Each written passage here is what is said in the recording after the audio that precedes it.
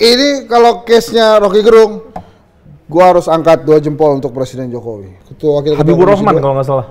Gerindra, ada kepentingan kan? Terus satu lagi? Enggak, gue jawabnya gitu aja.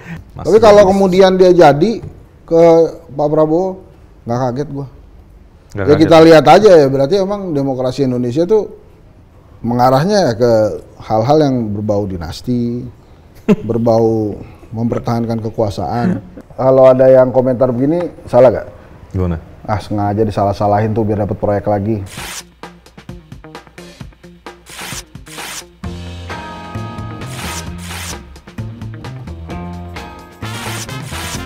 Halo teman-teman, sekarang kita berisik lagi. Kemarin lumayan berisik sama Opung Panda, seru, ngulik banyak hal ya.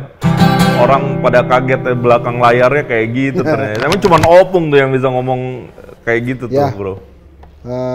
Rame ya kejadian-kejadian politik setelah Opung kesini ya. Kita ngeklaim ya seolah-olah gara-gara Opung kesini terus kejadian politiknya jadi banyak. Jadi kita ngomongin apa aja Mas Imam? Langsung aja yang lagi headline di banyak media, salah satunya tentu narasumber kita nih kemarin nih, Bang Rocky Gerung. Ini kalau case-nya Rocky Gerung, gua harus angkat 2 jempol untuk Presiden Jokowi. Karena? Kecil ini, saya kerja-kerja aja. Oh bahasanya Pak Mahfud apa? Remeh? Bukan Pak Mahfud lah ini, kita ke Jokowinya aja. Iya. Presiden Jokowi bilang kecil ini, saya kerja-kerja aja. Top. Jadi lo apresiasi pilihan Pak Jokowi nggak ngelaporin Rocky Gerung? Iya. Karena ini harusnya delik aduan kan? Dan sebagai negarawan yang mesti begitu, bro. Iya dong. Itu cerminan tuh, harusnya sekarang yang malu relawannya. Relawan Pak Jokowi lah. Malu dong dia harusnya. Kenapa? Ya Pak Jokowinya aja bijak. Relawan kan orang dekatnya Pak Jokowi. Belajar makanya sama Pak Jokowi. Jangan cuma duduk manis di kursi komisaris. Lapor. Jadi kalau menurut lo nih bro, Bang Rocky itu kebablasan nggak sih? Seorang Rocky Gerung itu kan memang ekspresif ya. Tapi kalau menurut gue sih biasa aja tuh, itu khasnya Rocky Gerung ya. Kalau tiba-tiba Imam Priyono ngomong kayak gitu, itu kan di luar kekhasan lo tuh. Nah itu problem tuh buat gue ngeliatnya.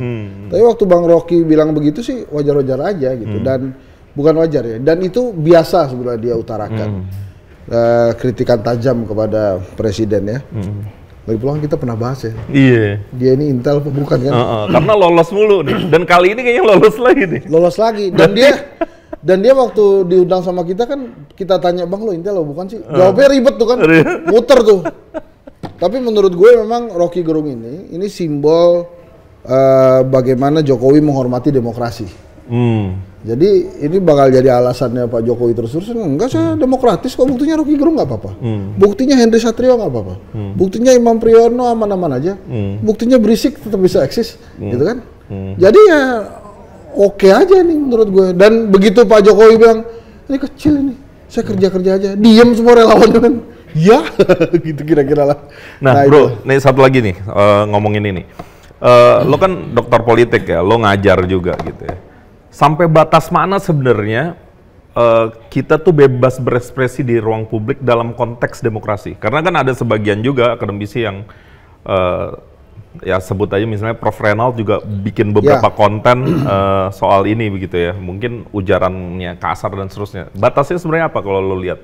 Tetap menjaga ada ruang publik di situ. Jadi artinya dia tetap juga menjaga supaya orang lain bisa mengcounter pendapatnya dan berpendapat atas pendapatnya dia. Ini akan beda ceritanya misalnya pada saat Bang Rocky bicara seperti itu, dia menutup diri, dia tidak lagi membuka ruang komunikasi, dia tidak berusaha menjelaskan, pokoknya saklek di situ. Itu menurut gua nggak tepat secara demokratis. Jadi artinya lo berani ngeritik orang ya lo harus terbuka juga dong terhadap kritikan. Dan yang kita lihat kemarin kan begitu Bang Rocky berkata seperti itu, dia tampil di beberapa podcast ya menjelaskan maksudnya dia. Dan kemudian dia juga masih membuka ruang diskusi dan ruang berpendapat orang lain terhadap apa yang dikatakan dirinya. Tapi menurut saya kalau banyak orang ya mengatakan bahwa revolusi mentalnya Pak Jokowi nggak berhasil, Pak Jokowi kali ini bilang ini adalah contoh revolusi mental yang saya buat. Ini adalah salah satu bentuk implementasi revolusi mental. Demokrasi ala Jokowi. Oke. Jadi kita puji-puji Pak Jokowi. Jadi lo tegak lurus bersama Pak Jokowi. Untuk konteks ini kita tegak lurus atau gimana? Dong, Pak Jokowi kan presiden kita. Iya dong. Kita harus tegak lurus. Betul. Masa sama presiden yang lain? Iya, karena gue seneng nih, karena kalau kita dengar beberapa penjelasan Bang Rocky itu menarik ya, bahwa konteks kritiknya adalah kritik terhadap kebijakan, bukan konteks individu, nggak ngomongin SARA, nggak ngomongin fisik, nggak ngomongin hal-hal privat gitu ya. Ini kan konteksnya kebijakan. Jadi kita jadi belajar nih dari Pak Jokowi betapa pilihan hukum, hak politik, hak hukumnya Pak Jokowi ditaruh dengan semestinya gitu ya. Ya lo jadi, ngomong gini atas nama Cendana atau di lu pribadi? Enggak, gue seneng aja. Karena gue bilang nih di grup teman-teman nih, di grup teman-teman berisik. Karena kalau Rocky ini ditahan, no Rocky no party juga bro, nggak seru juga. Ntar dulu, itu dulu klarifikasi lu beneran keluarga Cendana nggak sih? Enggak lah, kalau gue keluarga Cendana kan gue jawabannya kayak Mas Dede Yusuf. Kok gue nggak dapat warisan apapun gitu. Buktinya lo aman di TV. Ya udah, ini apa yang lain ya. Nah, ini lagi rame nih soal usia capres-cawapres. Ini ditulis diantaranya sama CNN karena kalau nggak salah hari Senin kemarin MK kembali bersidang. Kemudian MK tuh kalau nggak salah mendengarkan dua opini dari pemerintah maupun dari DPR. Menariknya ditulis di berbagai media ya, termasuk gue tadi lihat juga di teman-teman liputan6.com tuh mengulas panjang lebar soal ini. Tampaknya secara tersirat DPR dan pemerintah ini seolah sepakat dengan pengajuan JR Judicial Review. Itu wakil ketua KMK. komisinya siapa yang datang? Ketua wakil Habibur Rahman kalau nggak salah. Gerindra, ada kepentingan kan? Terus satu lagi? Enggak, gue jawabnya gitu aja. Sebenarnya ada 3 yang ngadu bro. Kelompok enggak, ini kita bahasin ini. Kan yang mengajukan kan macam-macam, ada PSI juga kalau gue nggak salah. PSI ada. Ya ini. PSI baru. Ini loh DPR dukung batasan. Ini DPR dukung ya. Makanya gue baca tuh, ini yang hadir siapa? Wakil Ketua Umum Komisi 2 kan? Wakil Komisi Ketua 3. Komisi 2 dong. Komisi 2. Siapa bro? Komisi 2. Komisi 3 bro, Habibur Rahman, Waketum Gerindra. Oh kok Komisi 3 ngomentarin beginian? Ya mungkin kan yang ngasih keterangan yang dipanggil Komisi 3 mungkin bro. Enggak, harusnya Komisi 2 dong urusan begini-beginian nih.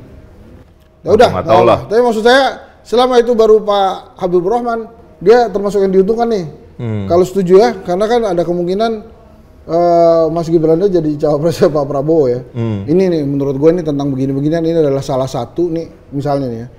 Oke lah misalnya omnya Gibran setuju. 35 tahun. Revolusi mentalnya Pak Jokowi kalau berhasil, salah satu yang berhasil ini itu Gibran tetap setia di PDI Perjuangan. Jadi artinya dia tidak mengambil kesempatan dalam kesempitan. Jadi demi revolusi mental, anak saya nih saya ajarin. Jangan itu ambil kekuasaan. Kamu tidak patut. Belajar dulu. Jaga kehormatan Bapak. Wah.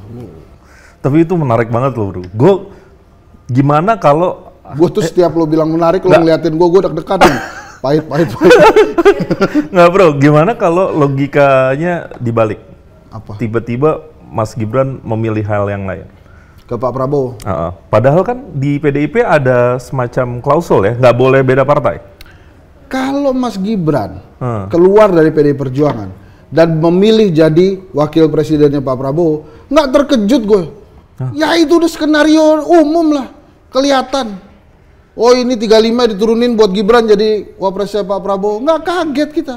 Tapi kalau kemudian omnya Mas Gibran memutuskan boleh 35 tahun dan Gibran nggak mau, dan Pak Jokowi secara terbuka pemerintahan tidak bisa anak saya setia di PDI Perjuangan, itu baru mengejutkan. Tapi kalau kemudian Mas Gibran pindah ke Pak Prabowo, biasa banget. Artinya kalau Mas Gibran pindah ke Pak Prabowo, Pak Jokowi naik kuda nih kelihatannya ya. Nah ini biar balance nih, lo kan teman dekat Pak Anies ya. Ini ada fakta lain, salah satu yang ngajuin JR itu Emil Dardak. Usia muda, cukup moncer karir politiknya, pernah di bupati kalau nggak salah, wakil gubernur Jawa Timur, kemudian ikut-ikutan JR. Apakah ini bisa merubah konstelasi di kubu perubahan, bro? Ya enggak lah. Kan udah tanda tangan kubu perubahan itu, udah beres. Kagak, mungkin nggak orang-orang kayak Emil Dardak tuh jadi cawapresnya Anies? Itu kan ada AHY ketumnya. Terus yang kedua, semuanya terserah Mas Anies. Yang ketiga, wapresnya Mas Anies itu gampang ditebaknya. Gimana? Lihat aja siapa yang berani bareng-bareng Mas Anies kelihatan di publik. Nggak banyak nggak banyak tokoh-tokoh publik yang berani kelihatan di publik bareng Mas Anies Baswedan. Nggak banyak, bro. Tokoh disemprit. Berarti salah satunya Bu Susi. Bu Susi, siapa lagi? Mas AHY. Itu siapa lagi? Henry Satrio. Oh enggak. Terpesona. Nggak banyak, bro, soalnya, bro. Ya udah. Tapi ini kalau menurut lo ya, kalau MK ketok palu, konstelasi politik petanya bisa berubah drastis nggak? Ini bukan tentang konstelasi politik sebenarnya, Mam. Apa? Jadi kalau menurut para ahli hukum tata negara, ini bukan wewenang MK. Oh ya, karena ini itu. Open legal policy. Ya, harusnya di DPR dan di pemerintah. Diputuskan. Dan ini Kompas ya. Kompas kan ini menurut gue framingnya berlebihan. Sebut aja Habibur Rahman. Kenapa mesti DPR? DPR itu sebut kan, dia tuh. Iya makanya. Ini kan seolah-olah pemerintah dan DPR sudah mendukung Gibran gitu kan. Ini menurut saya ini yang tidak pernah terjadi selama ini atau sebelum masa-masa ini di Kompas. Saya pernah kritik Kompas beberapa kali. Terlalu tendensius, bukan Kompas banget gitu. Ini kan claiming yang menurut saya harusnya berhati-hati Kompas, sekelas Kompas ya, yang merupakan kiblatnya kita-kita ini, yang masih membaca media-media yang menurut kita prominent gitu. Sebenarnya menarik juga ada salah satu pakar hukum tata negara, gue lupa ya, kalau nggak salah Ferry Amsari juga kasih komentar soal ini. Kalau pemerintah dan DPR setuju, sebenarnya kan pilihannya bukan JR, mungkin pilihannya rubah aja undang-undangnya. Begitu kan? Tapi ya, waktu ini itu yang kan menarik, sempat 35 juga nih, 40, 35 dibalikin lagi. Sebenarnya menarik juga komentarnya narasumber kita Boyamin Saiman kan. Dia bilang harusnya turunin aja langsung ke 18. Supaya semuanya bisa kena. Jadi siapa yang berhak memilih, dia juga berhak dipilih. Ada logika kayak gitu. Ini gue kaget juga nih Kompas judulnya begini. Jadi kan ini seolah-olah sudah diputuskan kan. Ini seolah-olah udah diputuskan loh, pemerintah dan DPR dukung batas 35 tahun. Seolah-olah udah ketok palu. Padahal kan baru pendapat kan. Menurut wakil Komisi 3 lah ya, harusnya Komisi 2 loh ini. Tapi mungkin gue salah ya, tapi menurut saya masih jauh lah untuk seolah-olah memang pemerintah dan DPR, kecuali memang kita lihat ada ketok palu kita dukung. Iyalah, kan ini masih proses ya. Tapi kalau kemudian dia jadi ke Pak Prabowo, nggak kaget gue. Ya kita lihat aja ya, berarti emang demokrasi Indonesia tuh mengarahnya ke hal-hal yang berbau dinasti, berbau mempertahankan kekuasaan. Gini loh bro, Pak Jokowi itu kan tingkat kepuasan terhadap dia kan tinggi. Approval rate ya? Approval ratingnya tinggi. Tapi kan itu gara-gara infrastruktur dan bansos menurut hasil survei Kedai Kopi. Coba, kalau kepuasan publiknya Pak Jokowi itu ya, diterapkan juga oleh dirinya sebagai presiden, kepala pemerintahan dan kepala negara untuk menjaga demokrasi seluruh-seluruhnya. Sebaik-baiknya yang penuh kepatutan dan penuh kewajaran. Kalau Mas Gibran jadi wapresnya Pak Prabowo boleh, nggak melanggar undang-undang. Tapi tentang kepatutan dan kewajaran itu harus negarawan yang menjawab itu. Dan levelnya nggak bisa Henry Satrio, itu levelnya adalah Joko Widodo. Gitu aja kita lihatnya sih. Dan legacy nanti bagaimana revolusi mental yang digaung-gaungkan oleh Pak Jokowi, kemudian hal ini terjadi, menurut gue ini hal-hal yang paling penting. Jadi lagi-lagi kalau Mas Gibran, kalau kemudian MK memutuskan 35 tahun bisa maju jadi capres-cawapres, kemudian Mas Gibran jadi wakil presidennya Pak Prabowo, gua nggak kaget. Itu udah prediksi umum lah. Ya, lagi pula juga kalau kita ngeliat dunia ya, kabarnya ada 45 negara yang memang aturannya itu 35 tahun tuh udah bisa. Jadi sebenarnya ini udah tested juga di negara lain. Cuman memang momentumnya dan konteks politiknya yang membuat kita bisa menarik untuk lihat ini. Ini waktu terbatas, kita lanjut aja ke berita selanjutnya. Nah ini menarik ya. Wamen BUMN, Longspan LRT, Gatsu Kuningan salah desain, kemudian kalau belok harus pelan sekali, itu diangkat oleh Kompas.com, Bisnis.com bilang LRT Jabodebek ya, syarat masalah keselamatan penumpang dipertaruhkan. Konon kabarnya harusnya 18 Agustus diresmikan jadi mundur di 30 atau 31 Agustus. Kalau ini gua nggak ngerti. Ngerti. Maksud gue gini loh, gua nggak ngerti itu dalam arti salah desain udah jadi dalam masa percobaan kan. Nah itu waktu bikin konstruksi emangnya nggak dihitung ya? Kan kita hitung lah pasti. Hitungannya hitungan proyek apa hitungan fisika kan gitu. Ini kan berarti kalau jalannya pelan sekali, si kereta ini harus menahan beban gaya sentrifugal itu terlalu besar. Sehingga bisa lewat tuh. Yang nyokapnya guru. Bro, anak guru kimia. Gua anak fis loh. Gaya belajar gaya sentrifugal lu pasti tahu kan? Gaya sentrifugal itu apa? Kalau kita belok ke kiri, ada lempar ke kanan. Ini kalau begini, ini kan gaya sentrifugalnya terlalu besar dan harusnya gaya sentrifugal itu perhitungannya anak di SMA diajarin, bro. Coba tanya Mas Agil. Dia masih ingat tuh. Oh bukan anak fisip ya? Anak fisip dia, bro. Nggak, maksud gue kan ini harusnya pada saat konstruksi dong. Pada saat konstruksi itu dihitung betul. Ini makanya hitungannya itu hitungan fisika atau hitungan proyek. Kalau hitungan proyek ini bisa terjadi. Kenapa? Lebih murah untungnya. Lebih banyak untungnya kan. Biayanya lebih kecil tuh. Karena dipaksakan beloknya itu kan harusnya kan tingkat kemiringannya, tingkat sudutnya, kemudian kecepatannya gitu kan. Itu kan harusnya dihitung tuh. Waktu, kecepatan gitu-gitu kan. Waktu itu kan kita belajar. Kalau sekarang baru bilang kurang tepat, salah desain. La ilaha illallah. Gimana tuh? Tapi gue apresiasi ya Wamen BUMN berani menyampaikan ini dalam konteks bahwa perlu ada perbaikan. Yang baru yang lama? Pak Tiko. Pak Tiko? Menurut gue menarik ya, karena menurut gue konteksnya bahwa ini karya anak bangsa, kita akan sama-sama pakai fasilitas ini dan bagus kalau ini baik-baik aja, optimal dan seterusnya. Jadi gue sebenarnya apresiasi. Gue nggak baca kalau itu. Tapi kan Presiden juga kasih himbauan kan, jangan saling menyalahkan, ini karya anak negeri dan seterusnya. Jadi memang itu... Ya karya anak negeri kayak anak negeri bro, cuma bukan berarti nggak dihitung dengan bener kan? Iya, makanya maksudnya konteksnya mungkin jangan saling menyalahkan. Perbaiki aja, kalau ada yang kurang ya tinggal diperbaiki. Gimana coba menurut nggak anti kritik lo, memperbaikinya gimana ini? Kan ya, dibongkar. Gue walaupun gue S1 teknik sipil ya bro, tapi ini gue rasa rumit nih bro. Ya, kan? Pasti ada ahli yang harus kasih pertimbangan desain kalau memang harus ada perbaikan. Mungkin nih. Ini kalau anak FIS nih. Mungkin jumlah gerbongnya dikurangin tuh. Sehingga lemparan gaya sentrifugalnya juga lebih kecil. Pak Helmi aja ketawa tuh. Pak Helmi ngerasa lo tuh nggak kompeten bro. Emang nggak kompeten gue. Makanya gue bilang dari awal kan.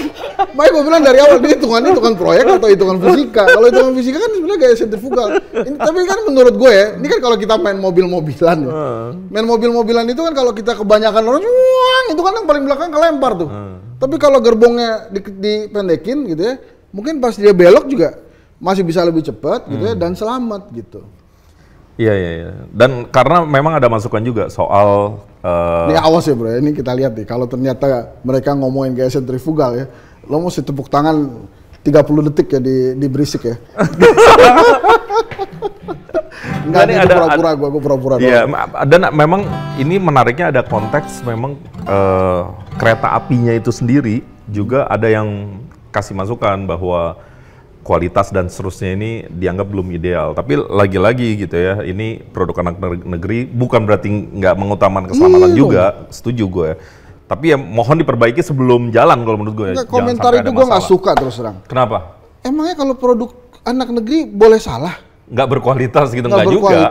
Justru dong. Makanya mumpung ini belum jalan. Tunggu, itu belum selesai. Jangan sampai gara-gara jangan bertengkar, ini produk anak negeri harus dihargai, terus supaya lebih oke, lo datengin ahli luar negeri lagi. Ya itu juga jangan. Jangan, maksud gue alasannya tuh jangan gara-gara produk anak negeri gitu. Bilang aja hitungannya salah, lu sama PTN nggak sih? Tapi ini menarik loh, Pak Tiko yang komentar ya. Harusnya kan Pak Basuki minimal anak-anaknya lah gitu, anak-anaknya lagi. Anak buah Pak Basuki gitu ya. Atau misalnya kalau masuknya di daerah Jakarta ya Dinas Perhubungan. Atau misalnya Pak Budi Karya juga komentar, ini Pak Wamen BUMN. Enggak, karena kalau gue nggak salah karya, kan? yang bangun karya. Kalau nggak salah ada empat komponen. Ada yang ngurusin sarana prasarana, ada yang ngurusin software, ada yang ngurusin ini. Gue tanya, menurut lo, itu Pak Tiko itu tahu salah desain tuh dia yang nyobain, dia yang ngelihat, dia yang ngitung, atau ada masukan? Ya ada masukan logikanya. Nah, mestinya ya kalau gue jadi Pak Tiko, kok lo baru ngomong sekarang sih? Gituin dong ya, ke ahlinya. Dari dulu dong, nih barang udah jadi, lo baru ngomong. Itu menguak misteri yang lain bro. Kenapa? Bisa aja orangnya bilang, ya Pak, saya selama ini saya nggak diajak ngomong Pak. Bisa begitu kan? Atau apalah gitu. Tapi ya Allah udah jadi Vianney. Udah jadi bro. Itu yang kita lihat pembangunannya bikin macet terus-terusan itu. Ini ya, ini kita pengguna jalan kan. Macet kita tiap hari kan. Sekarang udah jadi. Terus salah desain. Ampun. Sekarang gue tanya sama lo mau naik gak? Ya kalau lagi perlu naik, bro. Emang kenapa? Ini kan salah desain. Ya makanya, kan gue dari tadi bilang, kalau salah desain diperbaiki aja. Oke, menurut anak teknik sipil, perbaikan yang harus dimulai dari apa? Kalau tadi kan gue udah usulan gue nih, anak FIS, gue kan komunikasi, politik. Ya kalau gue sih serahkan pada ahlinya bro, kan pasti nanti ini karena ungkapan Wamen ini. Berarti menurut Mas Imam, hal ini solusinya datangkan Fauzi Bowo. Fauzi Bowo ahli lingkungan bro, bukan Fauzi ahli Bowo itu, teknik. lo lihat tagline-nya Fauzi Bowo, serahkan pada ahli. Ahli juga nggak semua ahli bro. Tapi kan ini istilahnya nggak mungkin mundur bro. Ini kan pasti harus digunain kan barang ini kan. Ya berarti harus diperbaiki. Emang ya kalau kan misalnya membahayakan keselamatan kan itu yang paling ini kalau enak. Kalau ada yang komentar begini, salah gak? Gimana? Sengaja disalah-salahin tuh biar dapat proyek lagi. Oh kejauhan bro. Mana ada mau bikin kesalahan gini mahal banget kali. Atau begini komentar, ya ketahuan. Iya. Salah desain. Ini menarik nih kalau dibahas di kon-kon nih. Ya. Kon-kon nggak level bro, Enggak, ini keretanya kereta dari mana? High level politics, apa? Keretanya yang Inka. Nah kita tanya aja sama Inka, gimana tuh caranya? Bener nggak kata Hensat, gerbongnya dikurangin supaya mengurangi lemparan gaya sentrifugal itu? Ya mungkin ada benernya, tapi bisa jadi banyak salahnya bro. Imam tuh kalau gue bener ragu-ragu ya, males. Ragu gue, karena Iya. Helmi aja ragu tuh. Begitu lo ngomongin fisika katanya wah ini nggak harus. Kalau Pak Helmi ragu sama gue itu variabelnya banyak. Misalnya karena gue Liverpool tuh juga bisa juga. Iya, gitu kan. Beda mazhab loh di IPL. Ya udahlah kita 3 aja nih, besok-besok kita bahas yang lain. Emang 3 tadi 2? 3. Udah 3. Apa ya coba? MK. Oh iya. Ini. Oh Pak Romasar lagi Bang Rocky ya. Itu Bang Rocky Intel lo teman-teman nonton deh, ada kok itunya kita tuh. Dia waktu kita undang Bang Rocky ke sini ya? Iya, insya Allah.